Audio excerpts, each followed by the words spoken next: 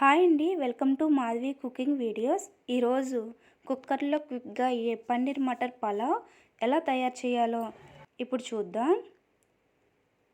వీడియోలోకి వెళ్దాం. ఇప్పుడు ఒక బౌల్లో ఒక గ్లాస్ రైస్ తీసుకొని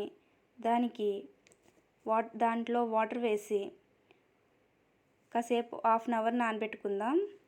ఇప్పుడు కుక్కర్లో 2 టేబుల్ స్పూన్ ఆయిల్ వేసి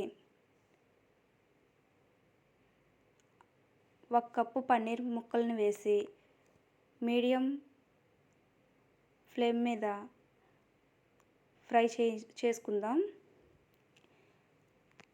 ఇలా ఫ్రై అయిన వాటిని ఒక ప్లేట్లోకి తీసుకుందాం. ఇప్పుడు అదే కుక్కర్లో 1 టేబుల్ స్పూన్ నెయ్యి వేసి హోల్ గరం మసాలా వేసి ఫ్రై చేసుకుందాం.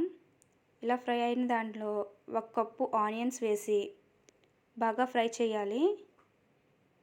ఇలా బాగా ఫ్రై అయిన తర్వాత దీనిలో 4 బిర్యానీ ఆకులు, పచ్చిమిర్చి వేసి బాగా ఫ్రై చేసుకుందాం. ఇలా బాగా ఫ్రై అయిన తర్వాత దీనిలో 1 టేబుల్ స్పూన్ అల్లం వెల్లుల్లి పేస్ట్ వేసి పచ్చివాసన పోయేంత వరకు దీన్ని బాగా కలపాలి. ఇలా బాగా కలిపిన తర్వాత దీనిలోకి 1 కప్పు పచ్చి టమాటాలు వేసి బాగా కలపాలి. ఇప్పుడు పచ్చి బఠానీ వేసి 1/2 కప్పు పుదీనా వేసి కలపాలి. ఇలా గరిటెతో బాగా కలపాలి.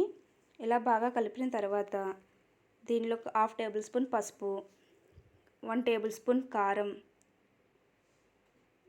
వేసి బాగా కలపాలి. ఇవి బాగా కలిపిన తర్వాత ఇందాక నానబెట్టుకున్న రైస్ని దీనిలోకి యాడ్ చేసుకుందాం.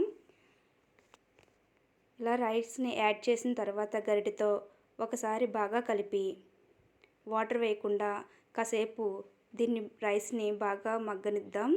ఇలా మగ్గడం వల్ల రైస్కి ఆ ఫ్లేవర్స్ బాగా పట్టి రైస్ బాగుంటుంది.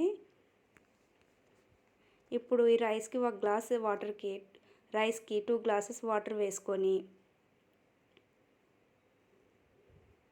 బాగా మరగనిద్దాం. ఇలా మరిగినప్పుడు టేస్ట్ ఇప్పుడు చూసుకోవాలి. సాల్ట్ సరిపోకపోతే అడ్జస్ట్ చేసుకొని సాల్ట్ వేసుకొని ఇందాక ఫ్రై చేసిన పన్నీర్ ముక్కల్ని ఇప్పుడు దీంట్లో వేద్దాం. ఇలా వేసిన తర్వాత ఒకసారి గరిటెతో బాగా కలిపి కుక్కర్ మూత పెట్టి 2 విజిల్స్ వచ్చేంత వరకు హై మంట మీద ఉంచాలి. 2 విజిల్స్ వచ్చిన తర్వాత కుక్కర్ మూత తీసి చూద్దాం. కుక్కర్ మూత తీసి చూస్తే పన్నీర్ మటర్ పలావ్ రెడీ. ఎంతో క్విక్గా అయిపోయే పన్నీర్ మటర్ పలావ్ రెడీ అయింది. ఈ వీడియో మీకు నచ్చినట్లయితే లైక్, షేర్, సబ్స్క్రైబ్ చేయండి. Thank you for watching.